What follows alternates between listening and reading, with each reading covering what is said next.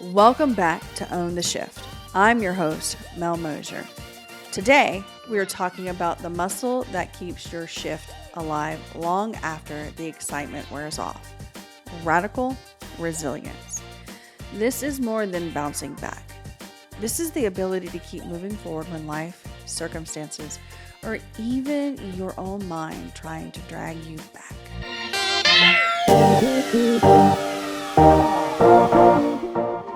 What radical resilience really means.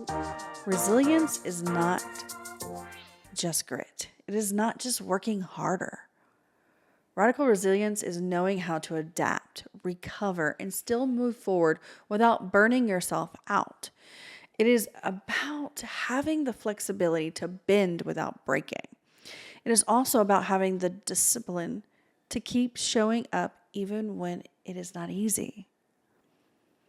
The season for me that tested everything that I knew of life, it was a point where everything hit at once.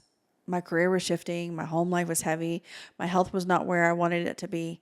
I had already made big changes in my life, and I had begun healing, and I had vision. I wanted more of this life that I had. I was living in my new identity, even changed my name from Melissa to Mel to help with this, right? But then came a wave of challenges I did not see coming. Already happens, right? Shift happens. At first, I thought maybe I had failed or that all this progress I had made was about to disappear, that rug being pulled out from underneath me. The truth was that was just the next level test, like thinking of gaming, right? It gets harder each level.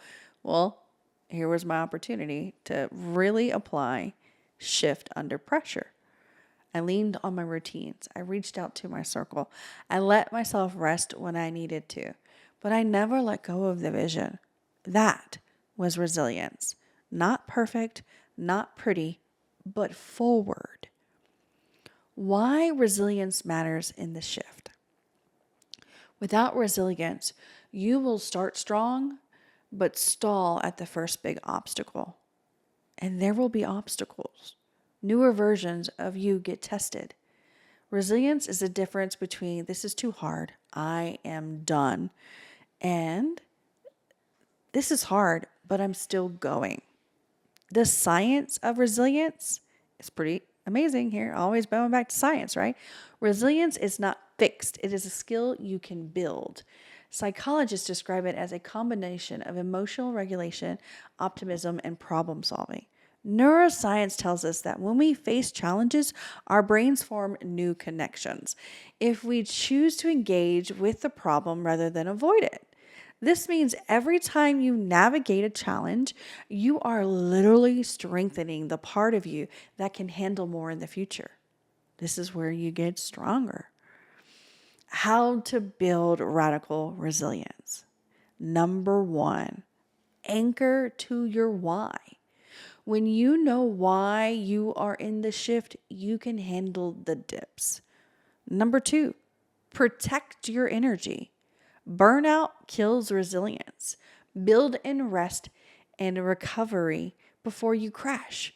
Remember, going back into my schedule of being the night owl that I was crashing so often, and I was the problem. When I put on my calendar, turn off my phone, take a nap, spend more time reading a book, not on social media, not on the television, the screens, all of this stuff, I was refreshed, I was refocused, and I could handle anything that came at my way at work, with my kids, with my projects.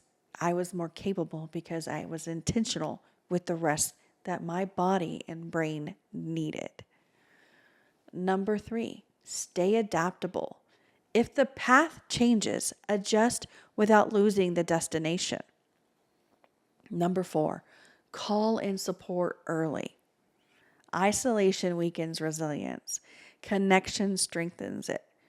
Stop feeling like you are being a burden to your circle if you need them at the start of the problem or the shift. That's what they're there for. If they're not there for you at the beginning and they only want to hear the drama of it all, they're not for your circle and you need to shift it. Resilience and action. I know someone who was building their business It was their dream business, and they lost their biggest client overnight. Instead of shutting it down, discouraged and defeated, they used it as a chance to diversify their income streams.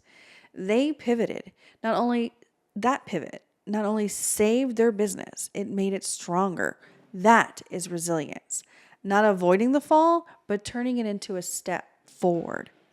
Grab your journal or your notes app. It's time for the questions. Number 1, what is a challenge you are facing right now that is testing your resilience?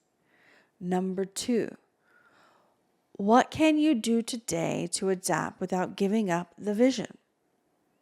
Number 3, who or what can you learn or lean into for support this week? Number 4, if you overcame this, what would it prove to you about yourself? Call to action. Your shift is too important to quit on when it gets hard. Building your resilience now so you are ready for anything, come on, you can do it. Tag me on Instagram, Facebook, LinkedIn, and even TikTok at Own the Shift, and share one resilient move you are making this week. Special thanks to Catwalk Media Group for bringing this podcast to life and for believing in the power of these conversations. If you have a story to tell, reach out to them. Disclaimer, this is a podcast. It is rooted in real experiences and personal growth, but it is not therapy. I am not a licensed therapist, and this is not substituted for professional care. If you need deeper support, reach out to a licensed counselor or mental health professional. You deserve the level of care, and you do not have to do this alone.